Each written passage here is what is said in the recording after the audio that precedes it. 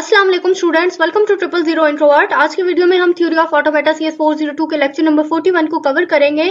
और जी हमें first topic में दिया गया है कन्वर्जन फॉर्म ऑफ पीडीए, यानी जो हमें पीडीए गिवन है हम उसको किस तरीके से कन्वर्ट कर सकते हैं एक स्टैंडर्ड फॉर्म ऑफ पीडीए में।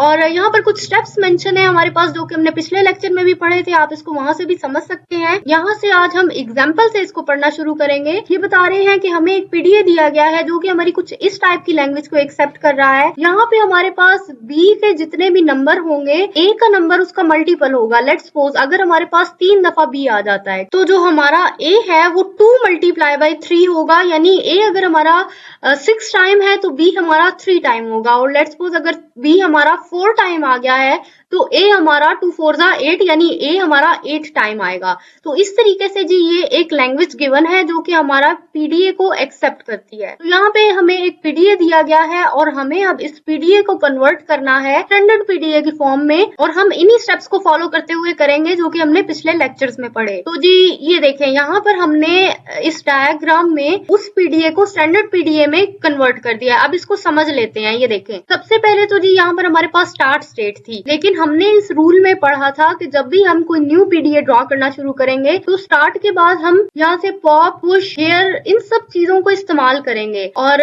यहाँ पे जी सेम हमने वही काम किया कि ये देखें, ये जो स्टार्ट स्टेट है ना, ये वाली स्टार्ट को हम डायरेक्टली रीड पर नहीं लेके गए, बल्कि हमने यहाँ से स्टार्ट के बाद यहाँ से पॉप, फिर उसके बाद यहाँ से पुश और इन स्टेट्स को ऐड किया, देन हम पुश को लेकर गए रीड स्टेट की तरफ यहाँ पर। अब इसके बाद जी देखें, यहाँ से इन्होंने अगर तो ए को रीड करें तो हम इधर आ रहे हैं जी पुश ए स्टेट की तरफ। इन्होंने रीड किया है ए को और यहाँ से ये ले आए हैं डायरेक्ट पॉप स्टेट की तरफ, क्योंकि देखिए जी हमने यहाँ रूल्स में पढ़ा था कि रीड के बाद हम डायरेक्टली यहाँ पुश स्टेट पर नहीं आ सकते, पहले हमें यहाँ पर पॉप स्टेट बनानी पड़ेगी।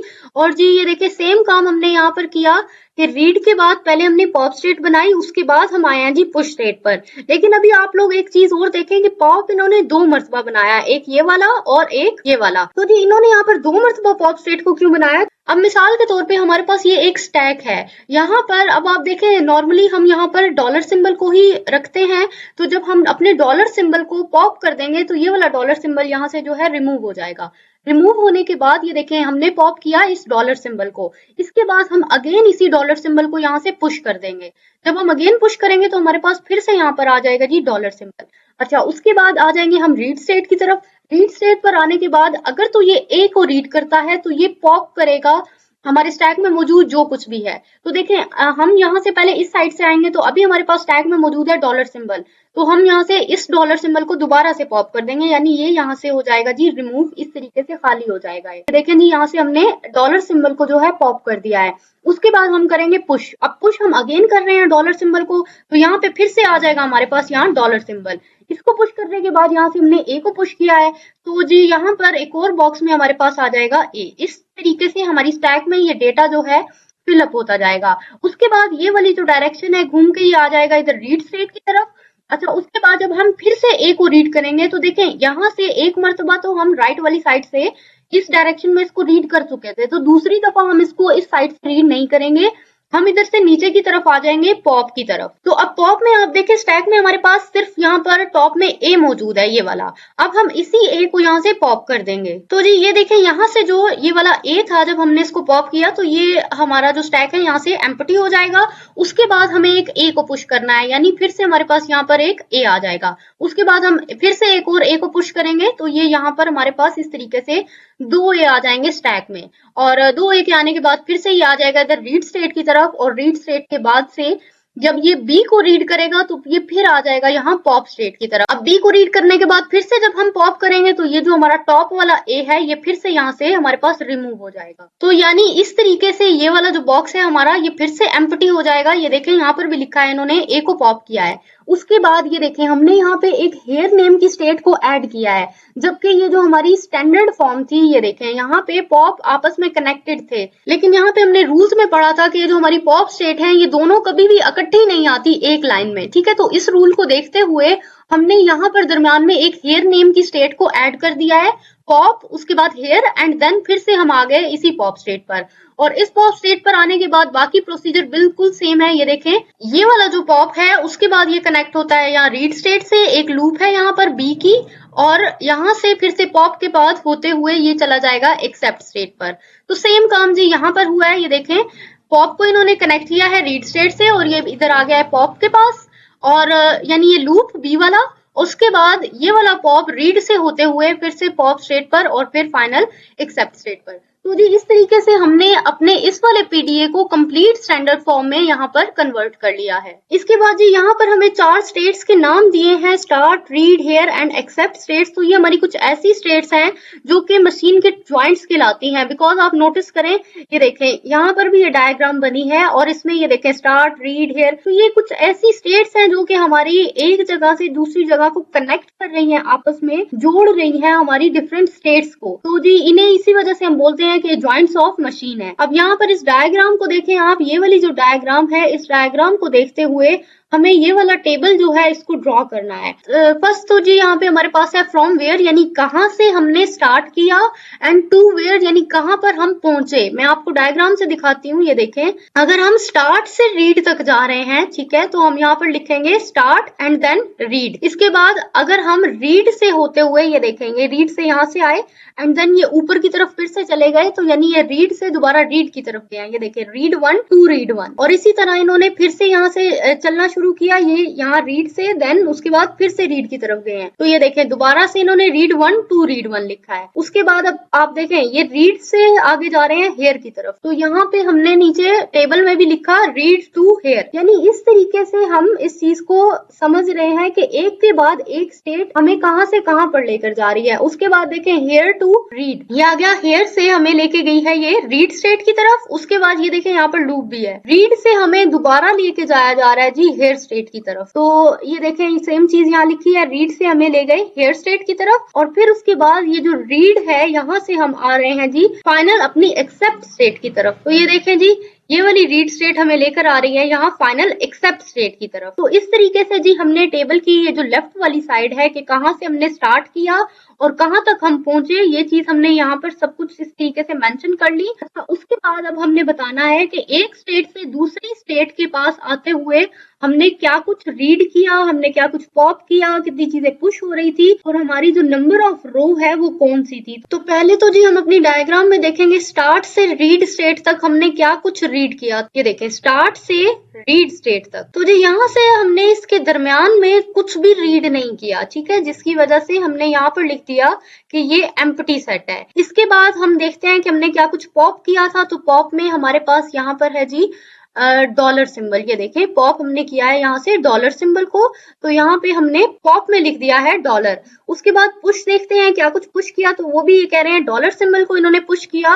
ये देखें जी यहाँ से पुश वाली स्टेट में तो हमने डॉलर सिंबल को ही पुश किया था स्टार्ट से रीड के दौरान, तो यहाँ पर जी हमने लिख दिया डॉलर। उसके बाद ये जो हमारी रो थी, यानी पहली दफा हमने ये वाला काम किया ना, ये देखें ये स्टार्ट से रीड की तरफ, ये हमारी रो नंबर 1 है, तो हम यहाँ पर उसका नंबर लिख देंगे कि ये हमारी जी रो 1 है। इसके बाद जी हमारे पास है रीड टू रीड स्टेट, ठीक है, रीड 1 से रीड 1 तक, यानी ये वाली स्टेट जो कि यहाँ से मैंने आपको बताई रीड से रीड तक, ये वाली स्टेट हमारी। अब यहाँ से हम लोग देखेंगे कि देखिए हमने क्या कुछ रीड किया, तो यहाँ से हमने ए को रीड किया है जी। अच्छा जी, उसके बाद अब हम देखते हैं रीड टू रीड स्टेट, तो यहाँ पे हमने क्या कुछ रीड किया है, तो ये देखें जी ये थी हमारी रीड स्टेट, और यहाँ से हमने इस तरीके से रीड आउट किया था और यहाँ पर आ गए थे। तो यहाँ पर देखिए हमने सिर्फ ए को रीड किया था, ठीक है जी, तो यहाँ पर हमने लिख दिया है ए, ये आ गया जी हमारा ए। उसके बाद जी हमने देखना है कि क्या कुछ यहाँ पर पॉप किया, तो पॉप में हमारे पास ये जी डॉलर सिंबल, ये इसको हमने पॉप किया था, और हमने क्या कुछ पुश किया है। तो पुश में ये देखिए हमने एक तो ये इस डॉलर सिंबल को पुश किया है, और एक दफा जी हमने यहाँ से इस वाले ए को पुश किया है। तो इस तरीके से जी यहाँ पे हमने डॉलर सिंबल भी लिख लिया और ए भी लिख लिया। और सेकंड ये कि हमारी ये वाली जो रो थी, ये वाला सर्कल, ये तो ये रहा जी हमारा रो नंबर 2, ठीक है, तो हमने इसलिए यहाँ पर लिख दिया रो 2। इसके बाद जी नेक्स्ट ये देखें रीड 1 से दोबारा रीड 1 की तरफ, तो ये है जी हमारी ये वाली रो, ये वाली। तो यहाँ पर जी हमने ए को रीड किया है, ये रहा जी हमारा ए जिसको हमने रीड किया है, ये वाला ए हमने यहाँ पर लिख दिया। उसके बाद देखते हैं हमने क्या कुछ पॉप किया, तो ये देखें हमने यहाँ से किया है पॉप ए, तो ए को भी हमने यहाँ पर ये लिख दिया। इसके बाद हमने क्या कुछ पुश किया, तो हमने 2 मर्तबा ए को पुश किया है, एक मर्तबा ये वाला ए और दूसरी मर्तबा ये वाला ए। तो दोनों ए को हम यहाँ पर लिख देंगे और रो है जी ये हमारी 3, तो हमने यहाँ पर 3 लिख दिया है। तो इसके बाद है जी हमारी रीड टू हेयर स्टेट, यानी ये देखें रीड से लेकर यहाँ हेयर तक।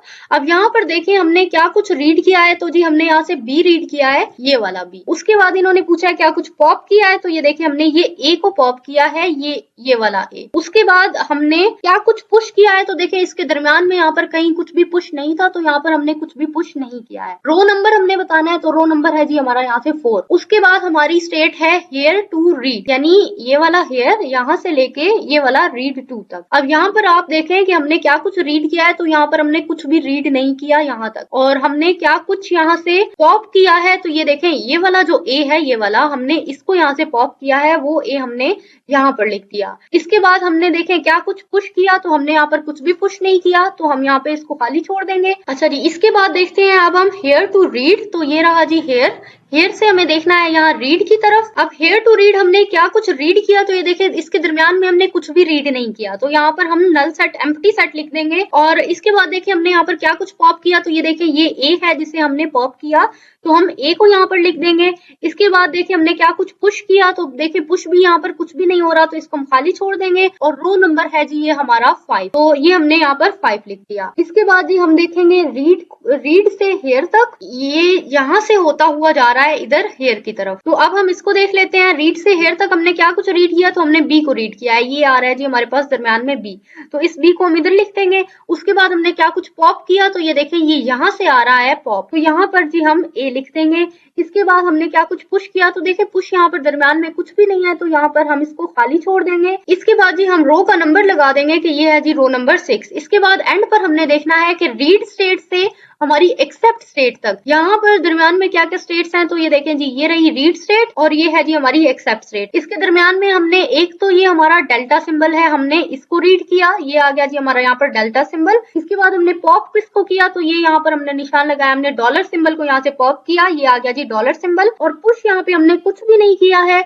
और हमारी ये जो रो है रो नंबर 7 है। ये हमारे तरीके से हमने इस वाली कंप्लीट डायग्राम को अपने देखते हुए, पीडीए को देखते हुए अपना ये कंप्लीट टेबल जो है इसको ड्रॉ कर लिया है। और अब जी उसके बाद नेक्स्ट हमें आगे ये पॉइंट बताया गया है कि इस टेबल को देखते हुए हमने एक चीज को ऑब्जर्व किया है कि ये हमारा जितना भी टेबल है ये हमारा ज्वाइंट टू ज्वाइंट कंसिस्टेंट भी है और हमारा स्टैक कंसिस्टेंट भी है। अब ज्वाइंट टू ज्वाइंट कंसिस्टेंट का मतलब ये देखें, अगर हमारी कोई चीज इधर रीड पर खत्म हो रही है तो नेक्स्ट हमारी यहाँ रीड से ही शुरू हो रही है, फिर ये रीड 1 पर खत्म हो रही है तो ये यहाँ रीड 1 से शुरू हो रही है। अब इसी तरह यहाँ पर ये रीड 2 पर खत्म हो रही है तो रीड 2 से शुरू हो रही है। और इस तरीके से ये जो हमारा टेबल है बनाया गया है, इसको हम बोलेंगे कि ये ज्वाइंट टू ज्वाइंट कंसिस्टेंट है। इसके अलावा ये जो हमारा स्टैक कंसिस्टेंट है, स्टैक कंसिस्टेंट मीन के ये जो हमारी स्टैक होती है इस तरीके से, तो हमारे पास इस स्टैक में मौजूद जो कोई भी डेटा होता है, बेशक वो जितना ज्यादा डेटा ही क्यों ना हो जाए, तो हम उस स्टैक में मौजूद डेटा को अप एंड डाउन नहीं करते। हमारे पास जो भी लेटर टॉप पर होता है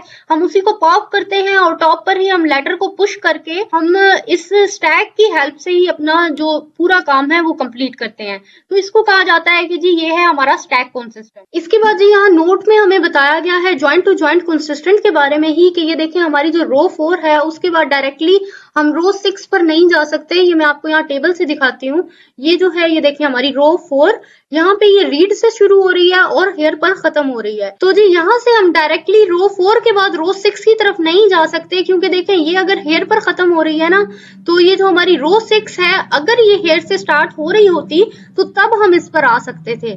अभी हमें क्योंकि ये हेयर पर एंड हो रही है तो हमें 5th वाली रो को लाजमी यहाँ से रीड करना होगा, क्योंकि वो यहाँ से हेयर से ही स्टार्ट हो रही है, यानी ये इसके साथ में आपस में कनेक्टेड है। यही हमने पढ़ा ज्वाइंट टू ज्वाइंट कंसिस्टेंट में। इसके बाद जी हमें नोट में बताया गया है वर्ड्स ऑफ रो लैंग्वेज के बारे में कि अगर हम रो 1 से स्टार्ट करते हैं तो हम एंड हो रहे हैं जी रो 7 पर, और दरमियान से इन्होंने हमें रोज दी है, रो 5 ठीक है, 2 मरतबा 5 है, रो 3 और रो 6। तो क्या अगर हम इन चारों रोज को कंबाइन कर दे तो क्या हम इससे वर्ड ऑफ रो लैंग्वेज बना सकते हैं या नहीं बना सकते? तो यहाँ पर इन्होंने बताया है कि हम वर्ड ऑफ रो लैंग्वेज को नहीं बना सकते, क्योंकि ये बिल्कुल भी ज्वाइंट टू ज्वाइंट कंसिस्टेंट नहीं है। ठीक है, सेम चीज जो कि मैंने आपको यहाँ पर बताई थी कि अगर रीड पर एंड हो रहा है तो हमें रीड से ही स्टार्ट करना है, यहाँ पर रीड पर एंड हो रहा है तो यहाँ पर भी रीड से ही स्टार्ट होगा। यानी अगर हम बीच से कुछ रोज को स्किप कर देते हैं तो वो हमारा ज्वाइंट टू ज्वाइंट कंसिस्टेंट नहीं रहेगा। सेम चीज यहाँ पर बताई है कि ज्वाइंट कंसिस्टेंट भी नहीं है और फिर वो ना ही हमारा स्टैक कंसिस्टेंट होगा। तो जी इस तरीके से यहाँ पर हम लोगों का लेक्चर नंबर 41 जो है कंप्लीट होता है। आई होप सो आपके सभी कॉन्सेप्ट क्लियर हो चुके होंगे। फिर भी अगर आपको कोई क्वेश्चन है तो मुझसे कमेंट सेक्शन में पूछ सकते हैं। हमारी वीडियो को लाइक करके शेयर जरूर करिएगा और हमारे चैनल को भी लाजमी सब्सक्राइब कर लें। Thanks for watching my video. Allah Hafiz.